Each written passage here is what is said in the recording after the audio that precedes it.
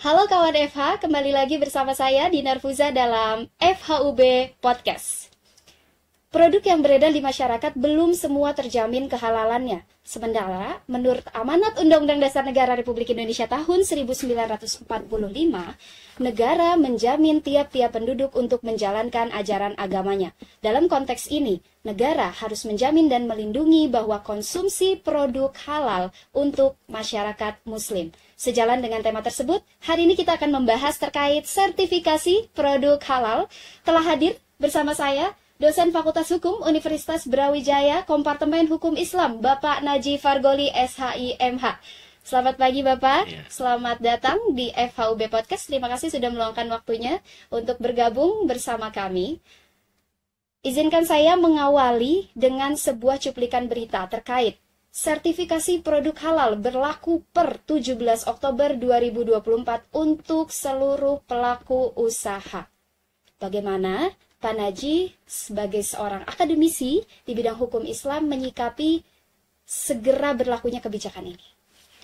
Oke, jadi memang seperti yang disebutkan di awal tadi ya oleh host ya, bahwa memang salah satu amanat konstitusi kita sebagaimana tertuang dalam Undang-Undang Dasar adalah bahwa negara itu wajib melindungi serta menjamin ya setiap warga negara itu untuk dapat memeluk agama serta menjalankan kewajiban agamanya. Nah, di sini salah satu kewajiban agama bagi umat Islam adalah untuk bisa mengkonsumsi ya produk-produk ya makanan maupun barang atau jasa lainnya itu yang terjamin kehalalan dan kethayyibannya itu. Jadi di sini memang adanya undang-undang JPH ini atau jaminan produk halal ini merupakan bentuk komitmen ya pemerintah terhadap pemenuhan hak-hak dasar umat Islam ya, terutama dalam adalah untuk mendapatkan produk barang dan jasa yang halal dan thayyib. Adapun terkait dengan kewajiban ya bagi seluruh pelaku usaha untuk dapat sertifikat halal ya, yang mana itu ditargetkan pada tanggal 17 Oktober 2024, yang mana hal ini adalah khusus untuk makanan, minuman, kemudian bahan baku, bahan tambahan, bahan penolong, serta jasa sembelihan. Memang dirasa ini masih terburu-buru ya. Kenapa? Karena memang masih banyak hal-hal yang perlu dipersiapkan ya, terutama dari sisi kesiapan dari sisi pelaku usaha. Karena banyak sekali di masyarakat itu pelaku usaha yang belum tersosialisasi terkait dengan adanya kewajiban sertifikasi halal ini. Saya kira itu tanggapan awal. Baik, jadi dalam hal ini pemerintah menjamin hak dasar begitu ya Pak ya, menjamin hak dasar dari umat Muslim untuk bisa mengkonsumsi produk halal, namun terkesan kebijakan ini terlalu terburu-buru begitu ya. Yang ingin saya tanyakan, apa yang mendasari pemerintah melakukan kebijakan pemberlakuan ini secara bertahap? Baik ya, kenapa kemudian di dalam peraturan pemerintah itu ya kewajiban sertifikasi halal ini dilakukan secara bertahap? Karena memang di sini kita melihat ya bahwa kewajiban sertifikasi halal ini cukup berat ya dilakukan ya, apalagi sesuai dengan amanat Undang-Undang 33 tahun 2014 tentang JPH ya, di pasal 4 itu jelas ya bahwa seluruh barang yang masuk, beredar dan berdagangan di Indonesia itu wajib bersertifikat halal. Kita bisa bayangkan berapa banyak jumlah produk barang dan jasa yang masuk di negara kita ini ya. Terlebih lagi ragamnya pun banyak, ada makanan, minuman, kemudian obat-obatan, kosmetik dan sebagainya. Tentu pentahapan ini menjadi sesuatu yang logis ya. Artinya setiap produk pasti ada kompleksitas atau kerumitan dalam produksinya, sehingga itu pun memerlukan waktu yang berbeda, kemudian tahapan pengujian yang berbeda, sehingga itu wajar jika kemudian pentahapan sertifikasi halal ini menjadi penting untuk dilakukan.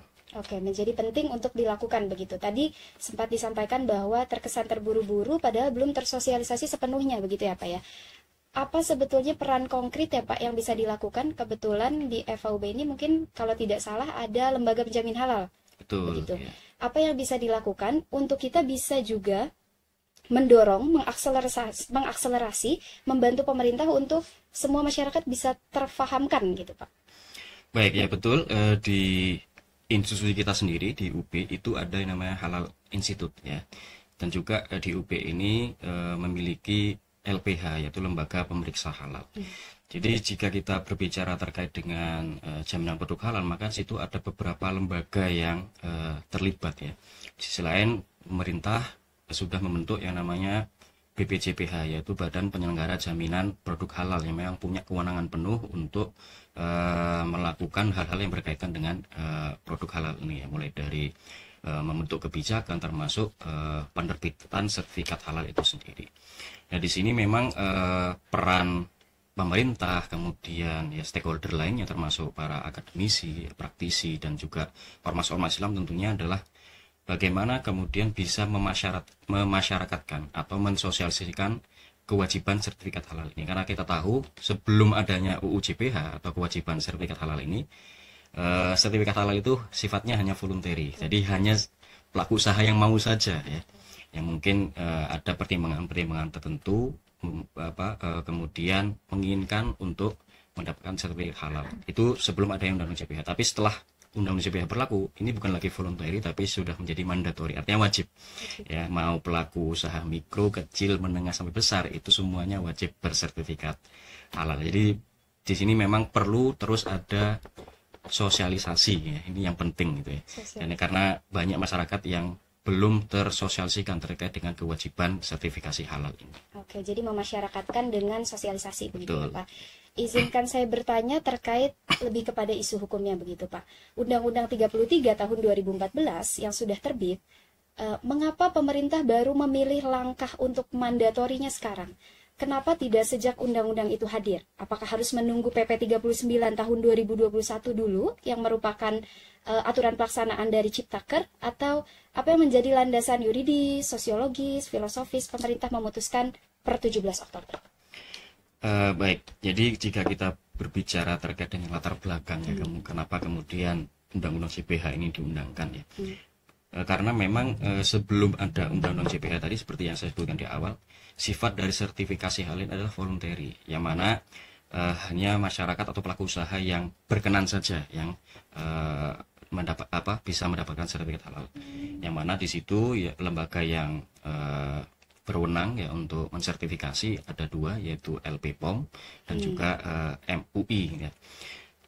Kenapa kemudian Undang-Undang JPH ini baru diundangkan pada tahun 2014 ya, karena memang faktor politis mungkin ya, ada tarik ulur kepentingan di situ. Dan juga di dalam Undang-Undang JPH sendiri, meskipun itu diundangkan pada tahun 2014, tapi dalam ketentuannya memang disebutkan ya bahwa undang-undang ini baru berlaku atau kewajiban sertifikat halal itu baru berlaku setelah 5 tahun ya sejak undang-undang itu diundangkan. Artinya memang tidak secara otomatis Undang-Undang JPH ini berlaku pada tahun 2014, tapi 5 tahun kemudian baru bisa diberlakukan. Dan permasalahan berikutnya adalah aturan teknis atau peraturan pelaksanaan dari Undang-Undang JPH itu sendiri baru diundangkan pada tahun 2019. Ini yang mungkin menjadi kenapa kemudian kewajiban sertifikat halal ini terkesan terundur-undur gitu ya, mundur terus gitu ya, karena memang tidak ada aturan teknis yang dapat diberlakukan untuk bagaimana prosedur sertifikasi halal itu dilakukan.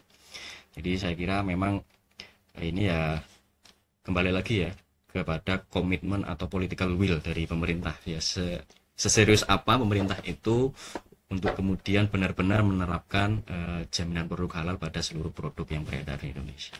Jadi political will dari pemerintah itu sendiri. Selanjutnya Pak, terkait tujuan hukum begitu. Ada asas kepastian, keadilan, dan kemanfaatan. Dari segi konsumen, dalam hal ini masyarakat muslim, akan terjamin kepastiannya dalam mengkonsumsi produk halal ketika semua produk sudah disyariatkan untuk sertifikasi. Namun, apabila dilihat dari sisi produsen, apalagi kewajibannya sampai menitik beratkan pada usaha mikro dan kecil, apakah tidak terseok-seok Pak dari segi biaya pengurusan administrasi begitu yang tahapnya begitu panjang, mulai dari LPH, MUI sampai dengan BPJPH, jika dibandingkan dengan omset dari usaha mikro kecil yang mungkin tidak seberapa, tapi biaya untuk pengurusannya yang terlampau tidak efisien dari segi waktu dan biaya gitu Pak.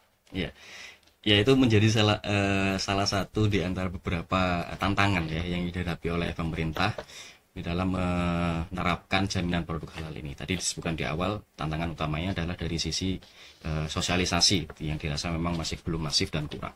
Lalu tantangan berikut yang kedua adalah terkait dengan yaitu faktor biaya ya. Karena memang untuk mendapatkan sertifikasi halal ini tidak gratis ya, ada biaya yang dikeluarkan ya. Karena maklum saja ya, untuk menguji produk atau bahan atau komponen yang dalam suatu produk itu kan perlu yang namanya alat-alat teknologi ya, untuk menguji apakah ada barang-barang haram yang ada di situ ya, zat apa yang terkandung, kan pasti butuh sarana dan prasarana yang memadai, tentu itu membutuhkan biaya.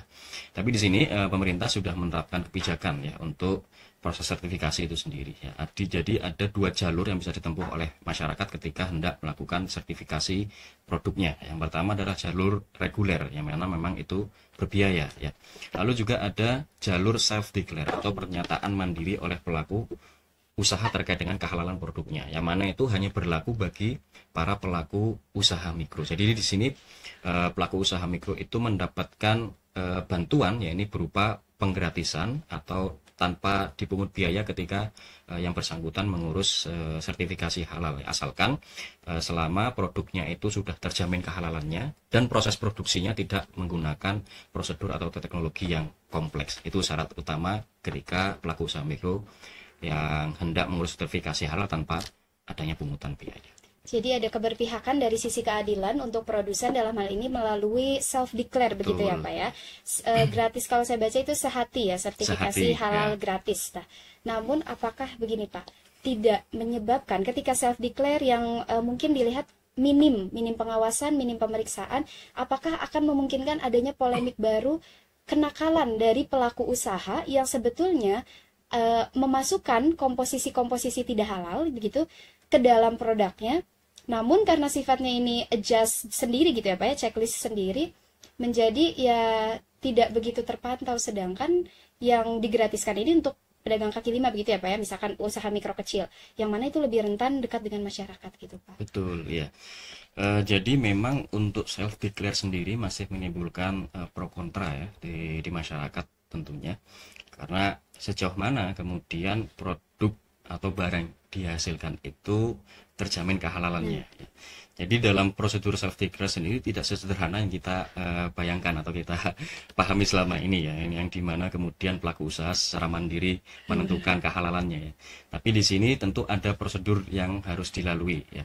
Ketika pelaku usaha itu memilih, atau pelaku usaha mikro ya, menggunakan jalur self declare untuk mendapatkan sertifikat halal, tentu di situ pelaku usaha yang bersangkutan ya, tentu yang pertama harus membuat ya suatu pernyataan tertulis atau komitmen tertulis bahwa memang produk yang dihasilkan itu mulai dari pemilihan bahan, kemudian pengolahan, kemudian penyajian itu dilakukan secara halal.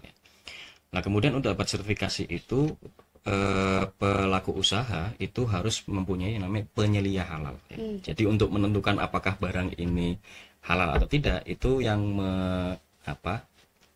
melakukan verifikasi itu adalah penyelia halal yang ada di yang dimiliki oleh pelaku usaha itu. Yang nantinya pelaku dari proses yang dilakukan penyelia halal tadi, pelaku usaha akan jadi sistem sertifikasi halal ini dilakukan secara online ya, sistem informasi teknologi gitu. Yang mana nanti dari proses yang sudah dilakukan, BPJPH akan menentukan ya kira-kira apakah benar ya komposisi yang ada dalam bahan-bahan itu atau produk itu sudah sesuai dengan barang-barang yang halal atau tidak. Jadi memang ada beberapa tahapan yang tetap harus dilalui ya. Tidak hanya sebatas pernyataan mandiri dari pelaku usaha yang bersangkutan. Jadi begitu, adanya penyelia halal sebagai instrumen yang membantu untuk memverifikasi gitu ya Pak ya. Betul. Memverifikasi kehalalan produknya. Nah, selanjutnya Pak, terkait lembaga-lembaga yang terlibat begitu dalam proses jaminan produk halal ini, ada BPJPH, Badan Penyelenggara Jaminan Produk Halal, dan ada, mungkin saya sebutkan dua saja Pak, ada MUI, Majelis Ulama Indonesia. Majelis Ulama Indonesia ini wewenangnya adalah menerbitkan keputusan penetapan produk halal untuk selanjutnya menjadi rekomendasi bagi BPJPH untuk menerbitkan sertifikat halal. Yang ingin ditanyakan adalah bagaimana kekuatan hukum dari produk hukum itu sendiri yang diterbitkan baik oleh MUI ataupun BPJPH. Karena ini berkaitan dengan perbuatan pemerintah itu sendiri ya Pak, dalam menerbitkan keputusan yang biasa kita kenal dengan base checking begitu, yang apabila terjadi penyelewengan atau bila terjadi penyalahgunaan wewenang bisa disengketakan gitu Pak si keputusannya.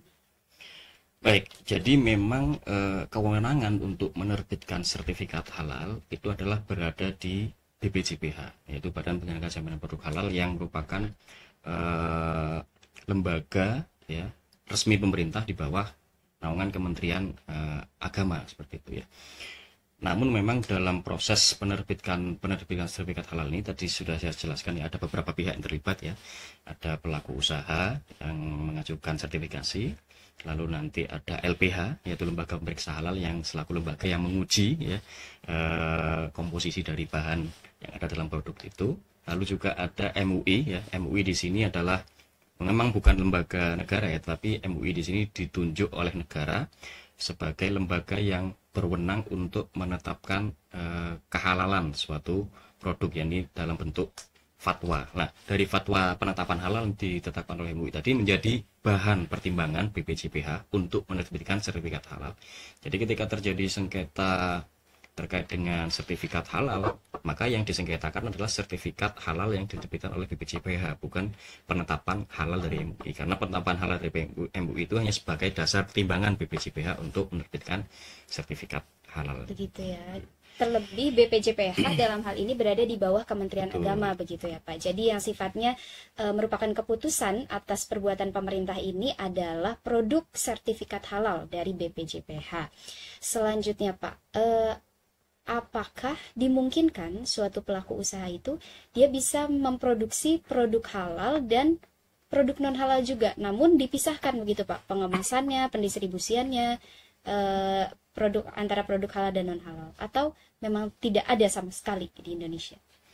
Ya, jadi memang untuk menjamin kehalalan suatu produk memang diperlukan yang namanya sistem ya. Jadi di sini pemerintah pun melalui BPJPH sudah menerbitkan ya panduan terkait dengan sistem jaminan produk halal atau SJPH itu ya. Yang mana itu harus dipatuhi oleh seluruh pelaku usaha yang baik yang akan mengajukan sertifikat halal maupun yang sudah bersertifikat halal. Jadi ini untuk menjaga kesinambungan agar produk yang dihasilkan atau diperdagangkan itu benar-benar terjamin kehalalannya. Jadi di sini memang untuk pelaku usaha ya, tadi sekali lagi saya sebutkan perlu memahami ya prosedur teknis daripada sertifikasi halal itu sendiri ya, mulai dari permohonan sampai bagaimana pelaku usaha itu bisa menjamin selama proses produksinya itu tetap berkesesuaian dengan prinsip-prinsip syariah itu ya. Terlebih lagi ketika memang pelaku usaha itu menjual produk yang ada yang halal maupun non halal, maka ya harus dipisahkan ya, mulai dari alat yang digunakan ketika memasak, ketika mengolah, kemudian ketika menyajikan, kemudian pengemasan, maka itu harus dibedakan lokasinya. Nah, ini menjadi standar manual dari sistem jaminan produk halal itu sendiri. Jadi memang ketika diketahui bahwa selama pelaksanaan atau pemrosesan produk itu tidak terjadi pemisahan antara yang halal dan non halal, maka ya itu bisa dikenakan sanksi tentunya oleh pemerintah. Oke, berbicara terkait sanksi, apa sanksi yang harus